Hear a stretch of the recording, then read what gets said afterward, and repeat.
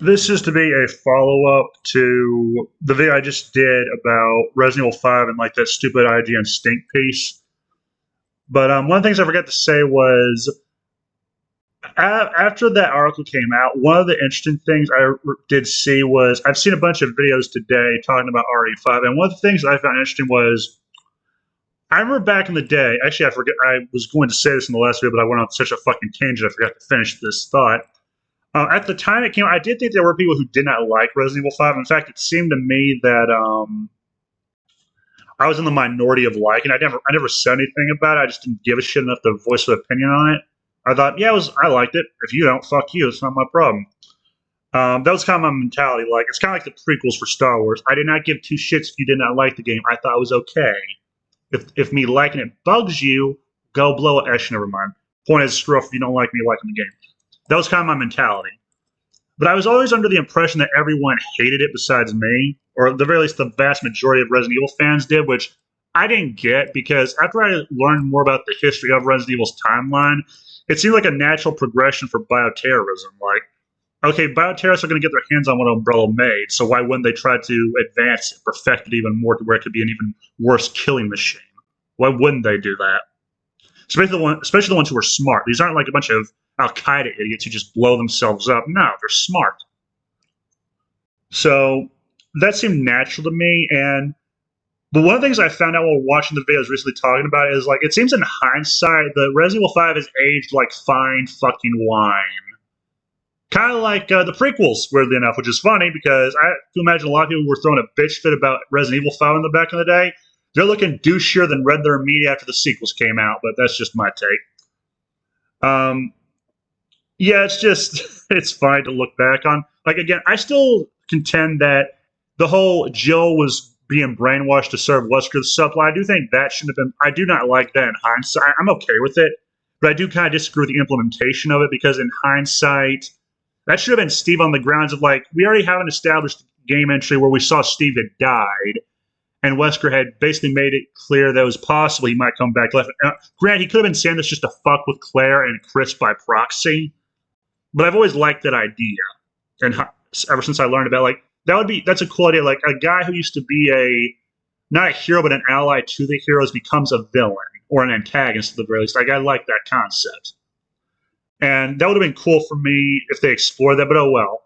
But I remember liking the game. I haven't played it in years since.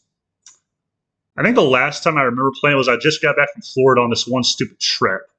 It was in 2010 or 11. No, I think it was 20. Yeah, it was either 2010 or 11 or 12 because I remember one time after I found a fanfic, I went back to playing it just because the fanfic had me so entertained. But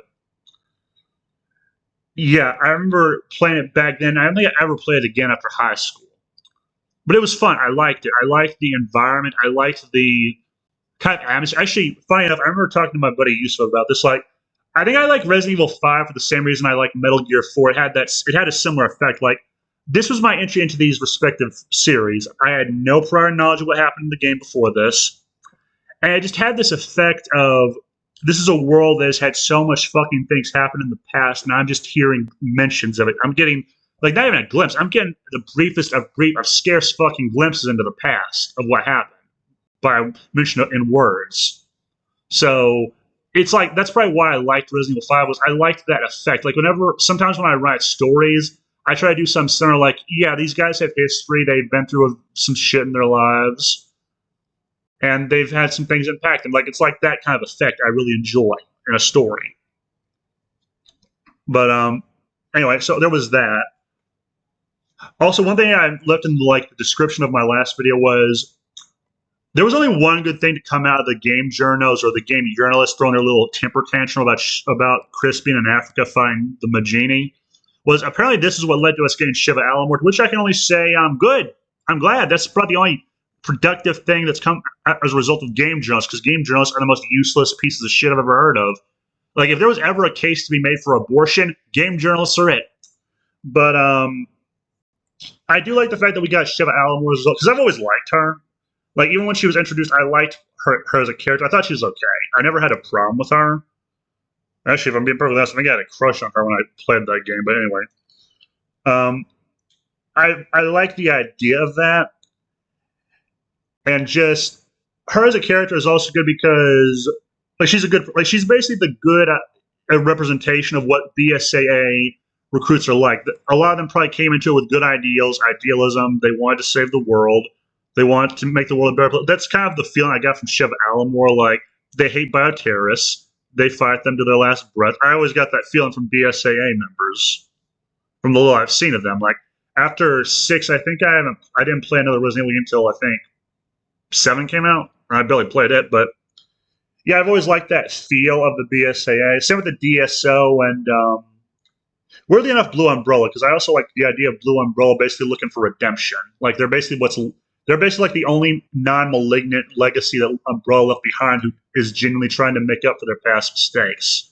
Or I can't remember when I first heard about them. It sounded like they were basically like former Umbrella employees just trying to make up for the mistakes of their predecessors. But anyway, I've always found that kind of interesting. I also kind of like how it gave Wesker a good send off. To me, it wasn't like this. Like, this guy was a tough son of a bitch. Like, for God's sake, this guy is like, I don't even know how to describe him in hindsight. Like, he is the product of eugenics. Weirdly enough, he is like he actually kind of dresses like an SS officer. I remember Weaponized Nerd Rage at this point when he was talking about that goat fuck of a Netflix series when they announced that Wesker was black. He's like, wait, see, let me get this straight. You have a guy who's literally an SS officer, the product of eugenics. Like, he looks like one in terms of attire. So you cast a black guy to play him? Wow, I guess progressives really are racist. But anyway, so yeah, I found that weird, but Wesker is that, and he's just tough. Like, this guy has survived being impaled by a tyrant. He woke up. He's been shot, burnt, knocked around by people who are far more powerful than him, like Alexia Ashford, or at the very least, she was pretty close to his level of power, or he was just really stubborn and hard to kill. So yeah, why wouldn't it be hard for them to kill? Why wouldn't they have to put an RPG through his head and dunk him in lava? Like, that would probably be the only way you could take him. The only other way you could take out Wesker was probably to be to drop a nuke on his ass. Like, even when I was first introduced to him, that was the feeling I got from him. Like, he struck me as a guy who's like, he's insane. He's a classic megalomaniac with a god complex. And, yeah, he's hard to put down. He's a very stubborn son of a bitch. Like, he's like a cockroach, in a way. Only much more scarier. Actually, that makes him even more scary now I think about it, but yeah, there's that. So yeah, it kind of was a fitting end for him to die that way. Also, weirdly enough, to find out that he had a kid years the fuck later, but I should dig that. But there was that. Like, there were so many things about Resident Evil 5 I enjoyed at the time that as I've gone to become more aware of Resident Evil lore, that made me love it even the fuck more. Like, it's a very interesting storyline. It's a very interesting. For the record, I consider Resident Evil like one of the best fucking game worlds I've ever played. Like, just from lore perspective, like, I like the lore of the T, the G virus, the plagas, and I like how the events in the games have had effects on either on other games or on events in the CGI movies. Like, Degeneration is a good example. Curtis Miller did what he did, and the events of Degeneration kind of played out the way he did as a result of Raccoon City and the incident that occurred there. Like, Curtis Miller lost his family as a result of the government deciding to missile the fuck out of it and make it go the way of Nagasaki and Hiroshima. And so, yeah, why wouldn't he be mad at the government for doing that and maybe even be easy to manipulate? Like, there's that. And then the CGI movies also have an impact on the movies, like, or not the movies. The CGI movies have an impact on not the Milla Jovovich movies, although those were kind of somewhere between trash and okay.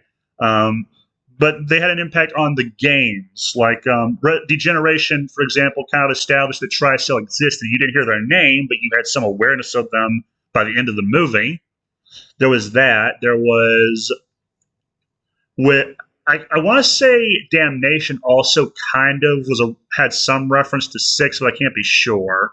Actually, I think it might have. It might have had some kind of reference to Derek C. Simmons, that asshole. So yeah, Resident Evil in general is a good series, but 5 was interesting on a number of levels for me, just because, well, one, it was like I said before, this was my introduction to the series, and that was a damn good entry point for me. just because, again, it referenced so many things that happened in the years before this game that it made me want to learn more about it years the fuck later, like in 2010 or 11. But there was that. There was like, I also like how we learn more as time has gone on, like about Wesker, like the fact that he briefly was working undercover for Umbrella in the military. That's how Jake came to be. Was he met some Serbian woman or some Serbian brother he knocked up unknowingly. Although I would like to have known if he was aware that she was like. Can you imagine how weird that would be for Wesker? Like, wait a minute, you're telling me I have a kid? Yeah. What's he do? He's a mercenary. I have never been so disappointed in my fucking life. Actually, no, I take it back. This is the second most disappointing thing in my life. There's this and Spencer. But okay. Like, that'd be a funny reaction. And God help Jake if he ever met that guy. Can you imagine how Wesker would fuck him up? But, so yeah, Resident Evil 5 is just, it's an okay game. Actually, it's more than okay. It's a fan-fucking-tastic game. I loved it. It was fun. I wish I had gotten into Resident Evil sooner after I played it. And it had some really cool weapons. Also, it introduced some stuff like, or no, it didn't reintroduce it. I do like the fact of how the Magini come into play, like how they're basically like an amplified version of, or I think they're amplified, of the Las Plagas, or the Ganados that Leon dealt with in Spain. Like, I like the idea of that.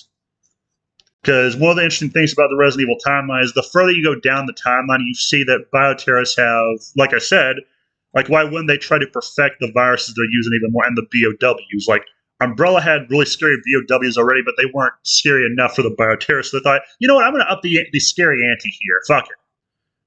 And so, the Magini seemed like a natural progression. And for the record, since time has gone on, the BOWs have gotten even scarier. I mean, for God's sakes, in 6 you had a giant Goliath-sized one, I think. It's hard for me to remember, but like, you had lots of giant fucking BOWs who scare the absolute fucking shit out of me, I might add.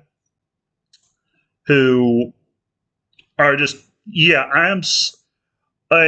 it's just weird the fact that Umbrella made all that shit for me, because I'm thinking, what was the point? Like, what was the motivation? That's the one thing I never learned, was like, what was the motivation behind making these things? That's what I could never figure out. Like, Umbrella did some stupid things over the years. The dumbest thing they did was killing James Marcus, because I think that was one of the things that led to the T-virus eventually leaking out into Arklay Mountains, was because they dumped his body in it. And his body by then was infected by the T-virus because leeches he'd been experimented on with the T-virus in them, fell onto him and to his wounds, mixed with his blood, and that's how he became the Leech Queen, or that's how the Leech Queen, which thinks it was him, came to be. So in a way, Umbrella's stupid decisions also led to Raccoon City and the like. I mean, some of that was also the actions of them attacking Birkin and shooting him, and I think the event led to Raccoon City also becoming basically the playground for one of the first biohazards in the history of that world. Although that's less of Birkin's fault and more of Goblin 6's fault. But anyway, what was I again? Actually, you know what? Yeah, those are my thoughts. Sorry, I was kind of just having too much fun nerding out about Resident Evil lore, because it's like Critical Drinker said, and I do not always agree with Critical Drinker. Sometimes I think he's a douche. It's rare, but I do have those days. But Resident Evil is probably one of those franchises I'm like, I am glad it has stuck around for as long as it fucking has. Like, it's one of the few ones that's been around since I was a kid that I was ignorant of for the longest fucking time until 5. And I'm glad it has lasted around, because one of the things I appreciate with a storyline that continues on throughout the years is you see them have this rich lore to work with, to piggyback off of. And I like that. That's a good playground for like fanfic writers, actually, like the good ones, not the bad ones, the really good fanfic writers. If they actually do research the lore instead of just making it up as they go, they can make some awesome fucking stories. Also, you have those SP, I think, Perry books or novels she did in the Resident Evil, although that's a different timeline. But, there's that. But before I go, there was one other thing I forgot to mention, though, about Resident Evil 5 that I liked also. And this is something I learned to appreciate after I played it and then started playing 4 and learning some of the lore was, I'm pretty sure a lot of fans of Resident Evil were like, okay, this organization Wesker has, what's it called? Where are they operating from? Like, where the fuck is all this? Like, how is he operating all this tech and stuff? Like, I do like that we finally got some answers, or they got some answers. I got the answers right away before I even was asking those questions.